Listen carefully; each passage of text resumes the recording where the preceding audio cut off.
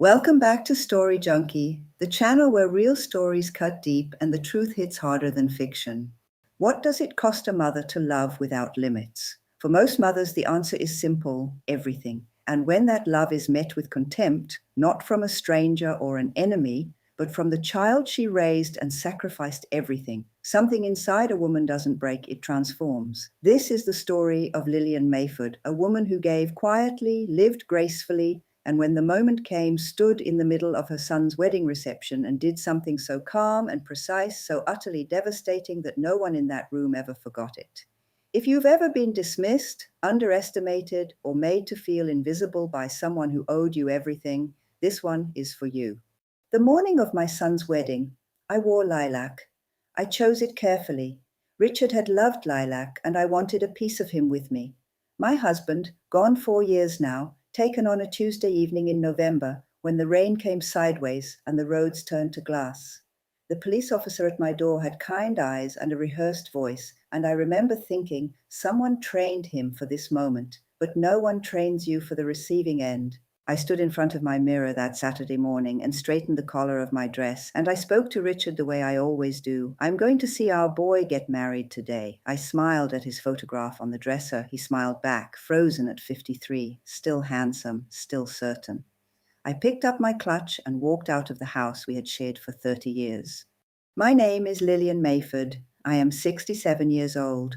I live alone in a 4-bedroom house in Harlow Ridge, which people around here call influential when they mean expensive. Richard and I built our life here brick by brick. Him as a civil engineer, me as a secondary school principal for 22 years before I retired. We were not flashy people.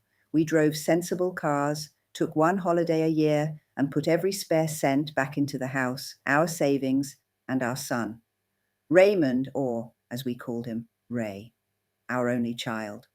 He is 38 now, COO of an insurance company called Edensure Holdings.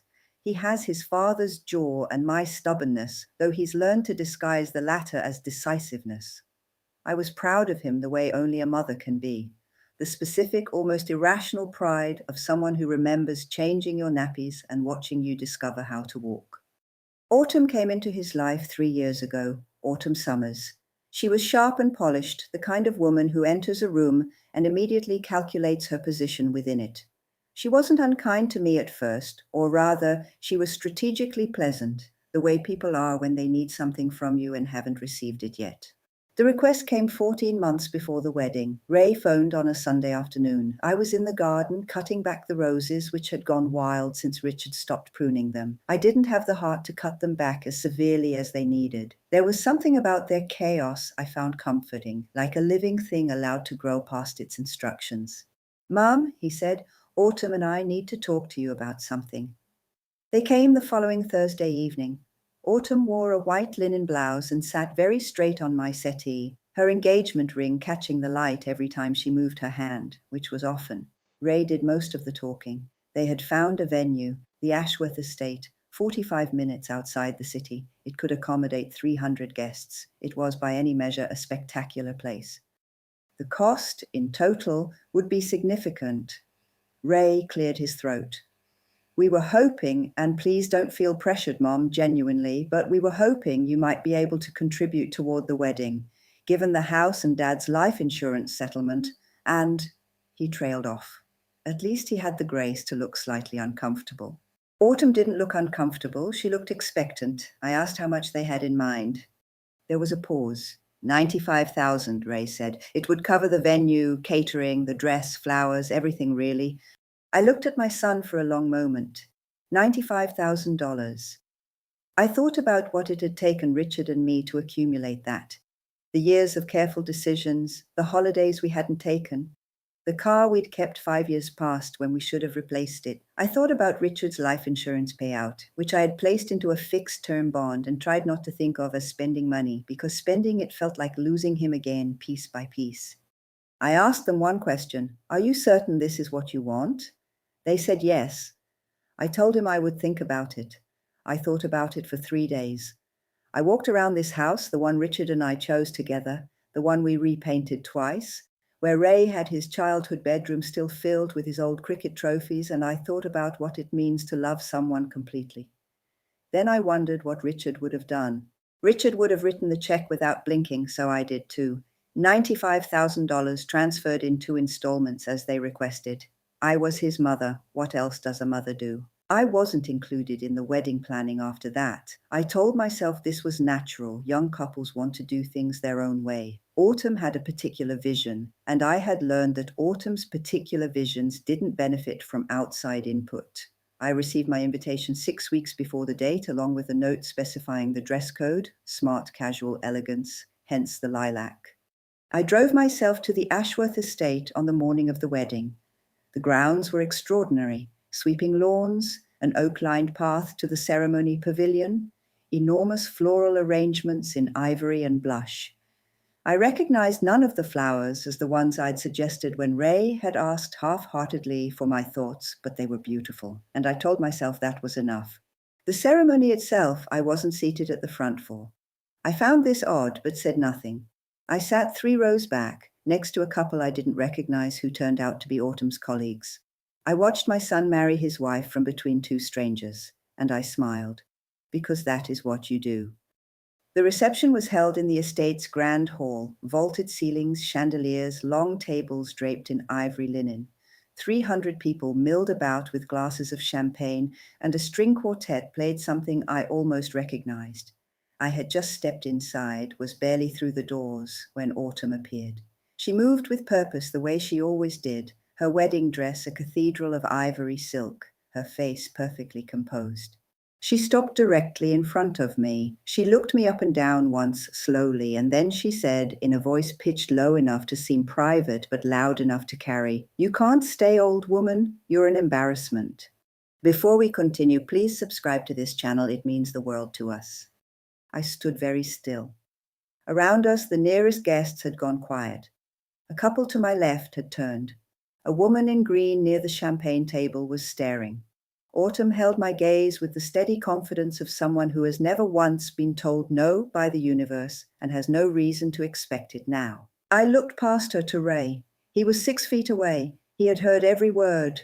I know this because I watched the words land on him, watched his jaw tighten, watched something move behind his eyes, and then I watched him do nothing. He lifted his champagne glass and looked at the ceiling. My son said nothing. In the 4 years since Richard died, I have learned that grief strips everything down to what is real. Pretense becomes exhausting. Politeness becomes a choice rather than a reflex. Standing in that doorway in my lilac dress, with 300 wedding guests beginning to sense that something was occurring, I felt a clarity that I can only describe as very quiet and very cold. I didn't leave. I opened my clutch I had carried with me for 3 weeks, ever since I'd begun to feel, in that wordless way that mothers know things, that something was wrong, that the silence from Ray had a particular texture to it. The wedding-related phone calls had dried up entirely. When I'd rung him the Tuesday before to ask about parking at the venue, he'd said he'd call me back and hadn't. I had prepared because Richard always said, "Lillian, you plan for sunshine and pack for storms." I removed a document from my clutch, a single folded page, printed that Thursday on my home printer, signed in front of my solicitor on Friday morning. I unfolded it with both hands and held it up so that the nearest guests could see it clearly. Then I spoke in the voice I had used for 22 years in school assemblies, the voice that carries without straining. 14 months ago, I transferred $95,000 to my son Raymond Mayford and his fiancée Autumn Summers at their direct request to fund this wedding. It was given in love with no conditions attached. I want the guests here today to know that. I let that sit for a moment. Autumn's face had changed. The composure was still there, but something behind it had shifted. I also want the guests here today to know, I continued, that effective immediately, I have instructed my solicitor to restructure my estate. This house, my savings, and all remaining assets will pass, upon my death, to the Lillian and Richard Mayford Charitable Foundation, established in memory of my late husband, to fund educational bursaries for children in care. A complete and total silence had fallen over the hall. My son is no longer a beneficiary of my estate. This is not done in anger. It is done with full legal clarity and complete peace of mind. I refolded the document. I placed it back in my clutch. Then I looked at Autumn, who was standing as though someone had replaced her bones with concrete, and I said quite gently, "I came today to see my son get married. I've done that. I wish you both a long and happy life." And I walked out. I drove home in the autumn afternoon light, the hedgerows amber and gold on either side of the road. I put the kettle on, sat in Richard's armchair by the window, and I cried. I cried from pure rage. I cried because of the boy I had raised. I cried for the distance between that boy and the man who had stood in a grand hall with a champagne glass and looked at the ceiling. Then I dried my eyes and called my solicitor to confirm everything was in order. It was. The calls started that evening. Ray, 3 times. Autumn, once from a number I didn't recognize, but I knew her voice immediately. I let them go to voicemail. Ray's messages moved through the stages with remarkable speed. Confusion, then justification, then something approaching apology, though not quite arriving there. He came to the house on Monday morning. He sat in the kitchen, the same kitchen where I'd made his packed lunches, where Richard and I had sat the night we told him his grandfather had died, and he tried to explain. He said Autumn had been stressed that she hadn't meant it the way it came out. He said he should have said something, and he was sorry he hadn't, and could we please discuss the will? I made 2 cups of tea, put one in front of him, and I sat down. I said, "Ray, I want to ask you something, and I want you to really hear it. Do you understand what happened at that reception? Not the legal consequence or the money. Do you understand what happened?" He looked at his tea. "She called me an embarrassment in front of 300 people," I said. "And you lifted your glass and looked away. I need to know, was that the first time? Or have you been ashamed of me for a while?" He didn't answer immediately, and in that pause, I had my answer. We talked for 2 hours. It was the most honest conversation we had had in years, perhaps ever.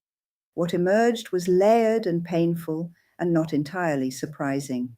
Autumn had, over 3 years, carefully curated the version of Ray's life in which I featured less and less. Small comments, drip by drip. "Your mother is so old-fashioned. Your mother doesn't understand your world. Your mother makes you feel guilty for succeeding. Ray wasn't a weak man, but he was a man in love, and love makes us porous to the people we choose."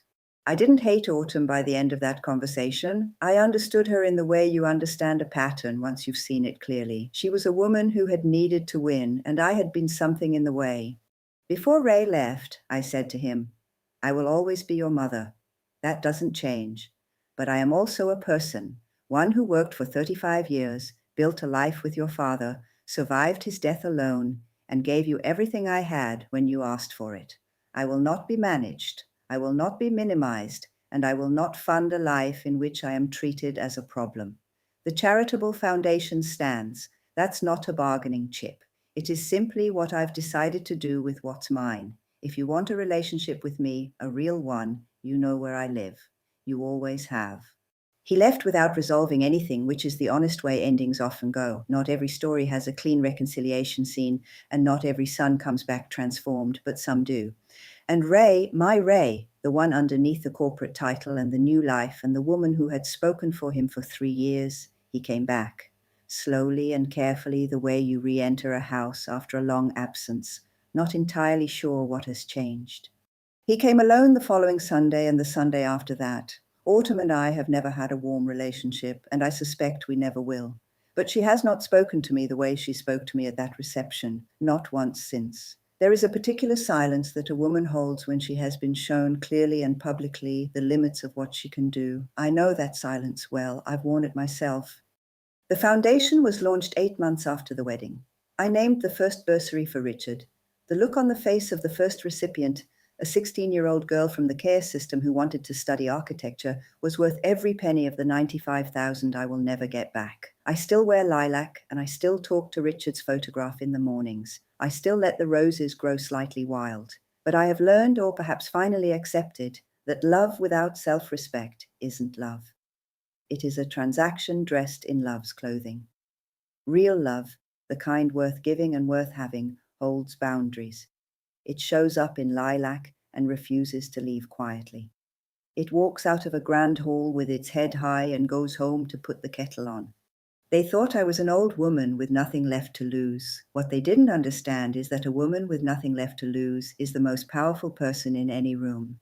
Lillian didn't need a lawyer, a social media campaign, or a single raised voice to reclaim her dignity. She needed clarity and the courage to act on it publicly, calmly, and without apology. Financial abuse of the elderly is devastatingly common. It often doesn't look like theft. It looks like a phone call, a request, a son and his fiancée sitting on a settee with expectant smiles. And emotional abuse of a parent? It rarely looks like cruelty. It looks like a man lifting a champagne glass and finding the ceiling suddenly very interesting. If you are caring for an aging parent, check in. Not just about their health, about whether they feel seen, and if you are an aging parent who has been made to feel invisible, remember, Lillian, you are not a burden. You are not an embarrassment. You are the foundation everything else was built on. Lillian made a very bold decision to restructure her will and address the room publicly rather than handle it privately. Do you think she made the right call? And here's the harder question. If you were in Ray's position, looking back, what do you think you would have done differently? Let us know in the comments. We read every single one.